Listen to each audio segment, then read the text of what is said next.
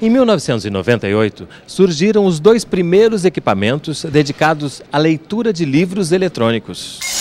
Foi o marco inicial dos e-books, tema do Unidiversidade, que está começando agora.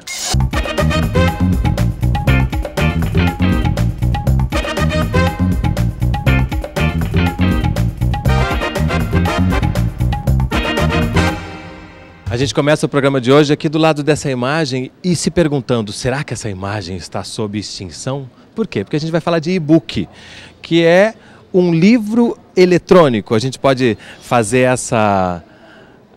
trazer esse conceito como um livro eletrônico ou há que se explicar um pouco melhor? Eu acho que precisa explicar um pouco melhor.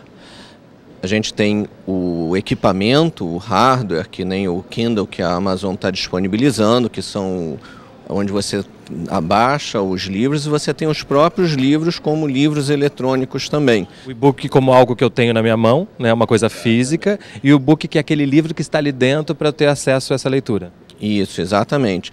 E, na verdade, você pode ter o mesmo livro, o mesmo texto, tanto no e-book, eventualmente você pode colocar ele num computador, num notebook, em celular. No Japão, inclusive, tem editoras que fazem muito sucesso com livros para celular. E Tânia, como escritora, né, a possibilidade de ver um livro seu e a possibilidade de estar disponível na internet, talvez até para o mundo todo, como é que você vê esse momento?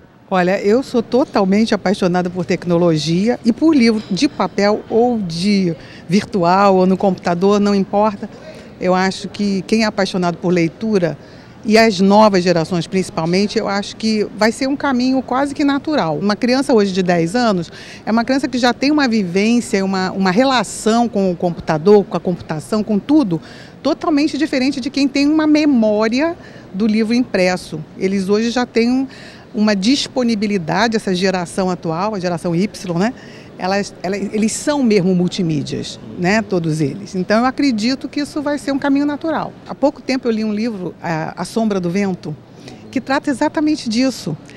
O personagem central é uma pessoa que passou a vida inteira, né? É ficção, mas é uma coisa espetacular, a ideia, né?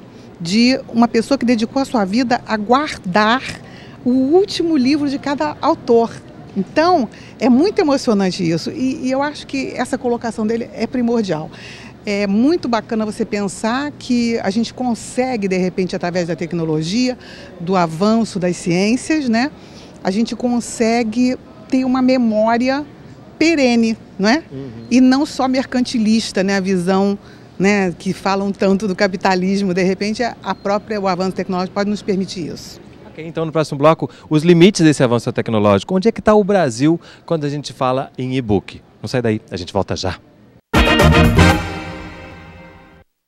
Em 1971, Michael Hart lançou o Projeto Gutenberg e criou o primeiro arquivo de texto disponível na internet. O Unidiversidade está de volta no Centro Cultural da Caixa Federal, aqui no Rio de Janeiro, no centro do Rio de Janeiro, falando sobre e-book. Você já teve, Tânia, um livro digitalizado? Já. A minha experiência foi até assim, digamos, não foi traumática, porque eu tenho muita esperança sempre no futuro.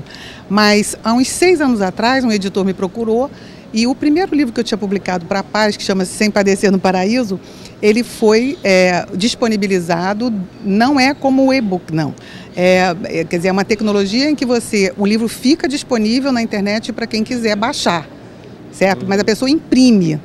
Baixa o arquivo, se quiser ler no computador pode, se quiser imprimir pode. Mas a experiência foi tão trágica porque não houve nenhuma baixação, digamos assim, né?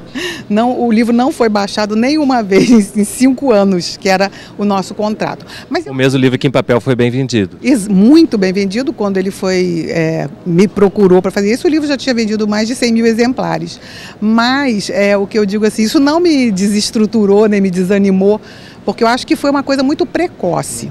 E a tecnologia era ainda muito incipiente e um pouco mais antiquada do que essa que hoje está sendo disponibilizada. A gente está falando de ficção, mas também está falando de possibilidade de livros didáticos, científicos. Isso, de alguma maneira, amplia ou dificulta? Por exemplo, pensando em escolas públicas, né? Você acha que isso vai, quando a gente avançar um pouco mais, pode aumentar o acesso? Isso é uma revolução. Né? Sob o ponto de vista educacional, nem se fala, né? Só para dar um exemplo, né? Não vamos falar nem livro didático, mas livro para criança. Você imagina, por exemplo, um livro infantil, onde você tem o texto, você tem som e você tem imagem acoplada a esse texto, editados, né? Quer dizer, então, para a criança é uma coisa completamente diferente. Você imagina, por exemplo, o que é você, em cidades do interior, em escolas do interior, com uma tecnologia relativamente simples hoje, né? Você ter acesso aos clássicos, você ter acesso a livro didático, coisa que as pessoas não têm, apesar do Brasil ser o país que tem o maior programa de distribuição de livros didáticos do mundo. Hoje você já tem tecnologias onde você tem a carteira do estudante acoplado com um quadro negro e o que o professor escreve... Mas isso no Brasil não, né? Eu acho que ainda não, mas você consegue colocar aqui. Isso é uma questão de recursos, né? Quer dizer, então o professor escreve no quadro, isso aparece na tela da carteira da criança, e a criança com o pendrive, sabe, copia aquilo ali e leva para casa. Ou seja, nós estamos diante de uma nova... Eu imagino que tenha sido uma revolução muito semelhante quando nós saímos dos rolos de papiro e passamos para o livro encadernado. Tá certo? Ou seja, quando nós saímos dos copistas para, sabe, a impressão em série. E agora nós estamos vivendo um momento parecido, eu acho. Um outro grande salto, né? Que nos provoca perplexidade. Por quê? Porque nós estamos com a cabeça ainda gutenbergianos e estamos assistindo uma coisa chegando aí e a gente não sabe direito o que, é que vai acontecer. Pelo jeito aquela estante ali atrás está ameaçada de extinção mesmo.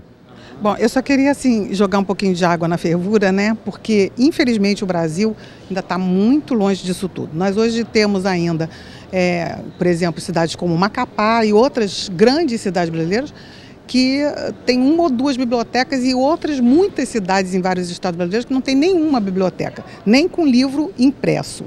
Então, assim, eu espero que o nosso querido amigo ali, Fernando, né, tenha toda a razão, mas eu não acredito que isso seja tão rápido. É bom a gente lembrar que nem 15% das pessoas hoje no Brasil ainda tem computador e acesso à internet. Então, bate-bola rapidinho. O que quando eu falo em livro impresso vem à sua cabeça? Acho que é companhia. É a aura, né? A aura do livro. O livro é um objeto aurático, ainda é um objeto aurático. Paixão.